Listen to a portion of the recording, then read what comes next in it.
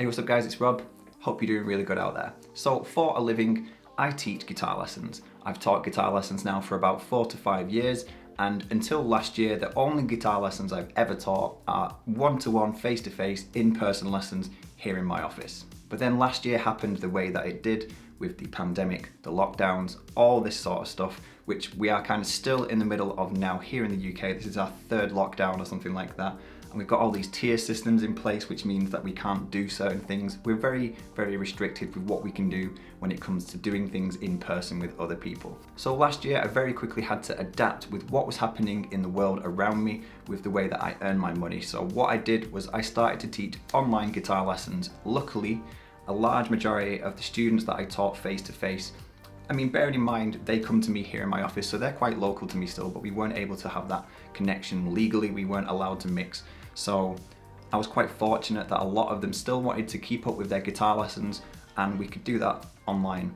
And it's definitely been a learning curve on both sides. It's something that I never thought I would even get into. I never really entertained it because I was so happy and content just teaching the way that I taught here in person, that teaching online lessons just, obviously I was aware that you could do that, but it's just something I never thought I'd get into, and then suddenly I had no choice. And as I said, it's definitely been a pretty big learning curve, both for me and my students also. So what I thought I would do is make a little bit of a guide to having online guitar lessons for anybody out there who is curious and thinking about having online lessons. But not only that, I'm going to talk about my experience as a teacher and getting into things that I've sort of discovered by teaching online lessons, so that might help anybody out there who is thinking of giving online lessons as well. So this is a guide from both sides, both having online lessons as a student and giving online lessons as a teacher. But before we get into the video, I do very quickly want to take this opportunity to say I'm going to leave my email address at the top of this video's description.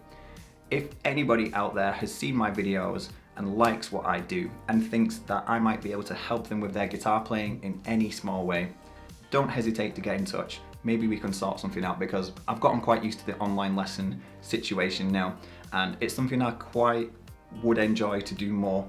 And the main good thing about online lessons is that you aren't limited to location. It can be worldwide. I've even started to teach online lessons to somebody over in America, which I never thought would happen. So that's pretty cool. So I'm just putting this out there now.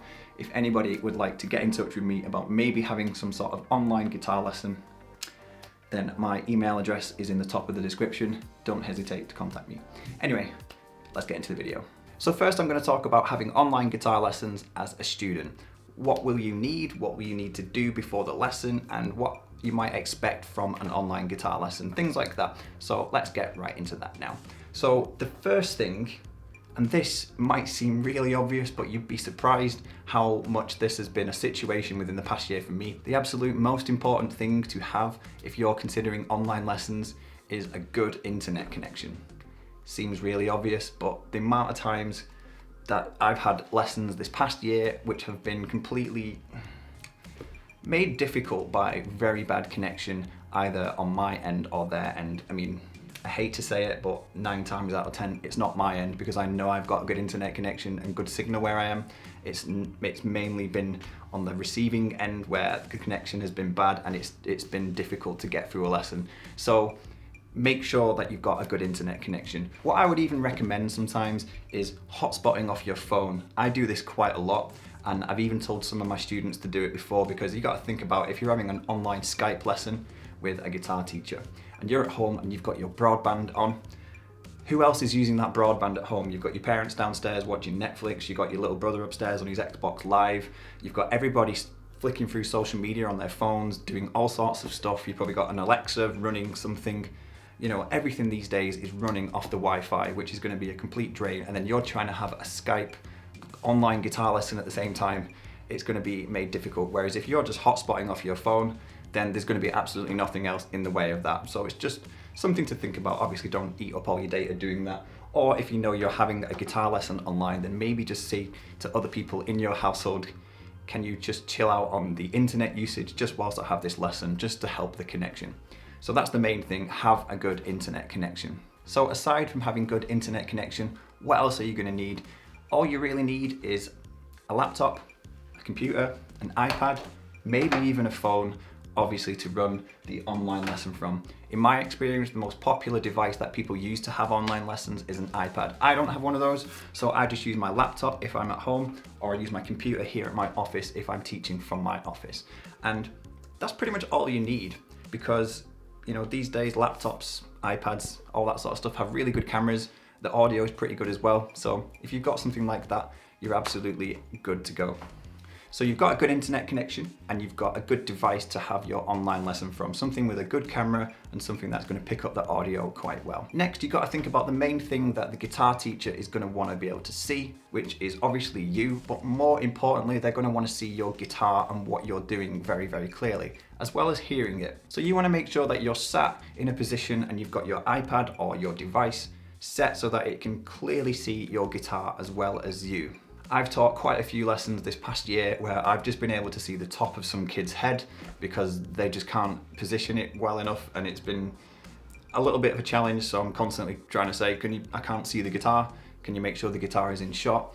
And it takes a little bit of time. So just make sure you've got that set up beforehand, make sure you've got the perfect shot. Maybe get some sort of stand or just something figured out where if you put your iPad there, you can see everything that you need to see and nothing's going to get in the way. And the last two main things that I want to say are very, very important. And this is still on the lines of what the guitar player or guitar teacher is going to want to be able to see, is obviously you. So the main thing is also make sure that you're sat somewhere with good lighting. Again, it might seem really obvious, but I've taught guitar lessons online this past year where the kids sat in the dark because they just don't think that they need to put a light on it, and it's been another little bit of a challenge. So make sure you're sat somewhere in good lighting. If you're having your guitar lesson during the day, then what I highly recommend is sit near a window with natural daylight. That is the best sort of light you can get. It doesn't cost anything, you don't have to turn lights on. But if you're having a guitar lesson at night, then just have a big light in front of you, or the main room light will be absolutely fine, but make sure you're in good lighting so the guitar teacher can see clearly what you're doing, not only with everything being in shot, but obviously lit well. And then the last thing is sound. They're going to want to be able to hear your guitar playing, so make sure that if you're using an electric guitar, plug that guitar into an amp if you can, so that they can hear it a little bit louder, obviously not too loud. But if you're using an acoustic guitar, that should be fine, that should be loud enough. But also make sure that you're not in a room that is too noisy. Like you might be in a room full of other people watching TV, doing things, chatting, all that sort of stuff, and it might be slightly distracting for the teacher to hear your guitar. That's all they're going to want to hear is your voice and your guitar. So if you're in a loud room or a loud environment, then that might not be the best thing to do. So just try and make sure you're somewhere quiet and you're well lit, and you've got a good device to use it on, and make sure you've got a good internet connection. That's basically it. And one last thing I would highly recommend, and this is more as a teacher thing. As I said, I'm going to get into the teacher things in a little while, but this kind of feeds into that a little bit. So maybe try and come up with a little bit of a plan as to what you want to learn over the next few sessions, and give that to your guitar teacher ready so that they can have something prepared for those online lessons. Because it might be the case that your guitar teacher might need to learn a song so that they can teach you that song. So giving them that bit of time to prepare something is going to be a huge advantage to your guitar teacher, which is going to make the lesson a lot more valuable and a lot more worthwhile. Or even if you don't necessarily tell them before the lesson, just make sure you tell them at the beginning of the lesson, can we do this today? Unless your guitar teacher has already got a plan for you and that sort of stuff. But I find for me that really helps to have some sort of pre-plan for each guitar lesson with my students. So if possible, maybe come up with a bit of an idea of things that you want to do that will massively help your teacher out. So that's pretty much it for having online lessons as a guitar student. Things you're going to need to prepare beforehand, things that you're going to need to have. So make sure you've got all of those things covered before you consider having an online lesson. So next, I'm going to talk about my experience as a teacher and teaching online lessons, just so hopefully I can help anybody else out there who is looking to get into teaching online lessons themselves. So first things first, it goes without saying to make sure that you've got all of those things covered that I said for the students to have in place before doing online lessons. Make sure you've got a good device, make sure you've got good lighting, sound, and all of those sorts of things, and obviously a very good internet connection. You don't want it to be, you don't want either side to have the connection issues, but definitely not the teacher, because they're paying you for the service, for the online lesson. So you need to make sure you've definitely got that covered. Make sure you've got a good internet connection. Hotspot off your phone if you need to, because phone 4G or even 5G these days is pretty damn good, often sometimes better than actual broadband. So maybe just for the sake of some lessons, maybe hotspot off your phone. One thing I do is I have a contract on my phone which gives me unlimited data, so I'm never going to be stuck. If I am using Wi-Fi or anything like that, and if the Wi-Fi goes down, then I'm not going to be stuck for being able to teach lessons, because I can just hotspot off my phone and I don't have to worry about the fact that it's going to eat my data because I've got unlimited. So just something to keep in mind if you are going to teach online lessons. Now, talking about equipment, I said, you know, a device by itself, a decent laptop, iPad, all that sort of stuff is absolutely fine. And it is. I can quite happily just teach my guitar lessons just with the computer, just with the laptop or something like that. But if you're going to be the teacher, chances are you're hopefully going to be doing this quite often, whereas a student is only going to have one lesson a week or something like that, or one lesson a fortnight, whereas you're going to be giving lessons quite frequently. So you can afford to put a little bit more thought into the equipment that you use. As you can see here, I've got my interface.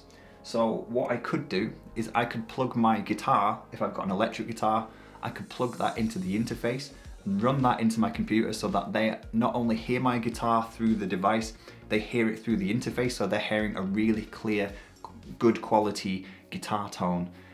Sometimes I even run my Sans amp pedal.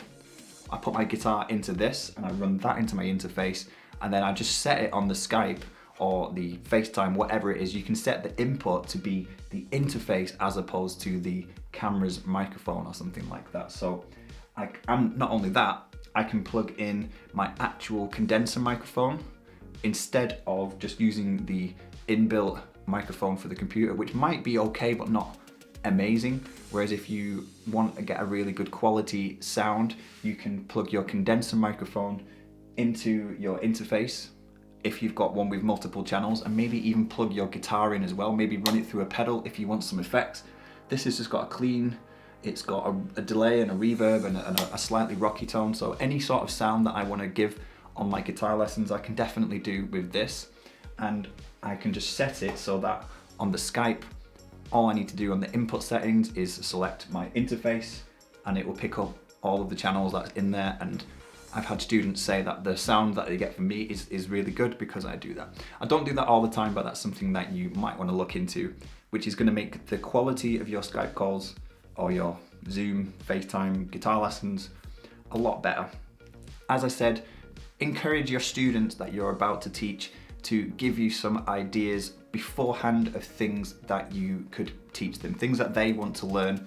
Maybe get a little bit of a list or some sort of plan in place before the lesson so that when you get on the lesson, you can just get on with it, whatever it is that you might want to do. They might say, I want to learn such a song. So before the lesson, you learn the song, maybe even tab it out for them or something like that and send it across to them so that you can go through it together in the lesson. They might go, I want to do some improvising. So you might find a good backing track online, send them the link to that backing track, send them the scale and say, right, use that scale that I've just sent you there, click the link on the backing track and I want to watch you jam over that backing track, and we can go through things like that. That's the sort of thing that I would do. It really will come in handy to have something prepared beforehand. So to be honest, that's basically it. It can be a little bit daunting at first, either side, having a guitar lesson, either teaching one or having it as a student. If you've never met the person on the other side of the camera, in some cases it's actually better. Like I said, the whole location thing is a great aspect to it, so you don't have to necessarily be near each other. You can be worlds apart on the other side of the world and still teach or have an online guitar lesson. So that it's really cool, and it's opened up more doors than it's closed this year. So I'm actually really glad that it's something that I've got into. So I hope this video has helped anybody out there who is considering either having guitar lessons online or giving guitar lessons online. If you've got any more questions or if there's anything you think that I've not talked about, then please leave a comment, let me know and I'll get back to you. Like I said, my email address is going to be in the top of the video description, so if you think that I might be able to help you in any sort of way with your guitar playing, please don't hesitate to get in touch, because it's something that I would like to do a lot more, maybe going forward into this year, maybe next year, maybe it's just in future in general, teaching some online guitar lessons to people all over the world. That sounds like an absolutely amazing way to spend my time. So definitely get in touch if you think I could help you. Anyway, hope you enjoyed the video, hope you found it useful. If you've not subscribed to my channel yet, then please subscribe, click the like button, leave me a comment anyway, and hopefully I will see you in my next video. So thanks for watching.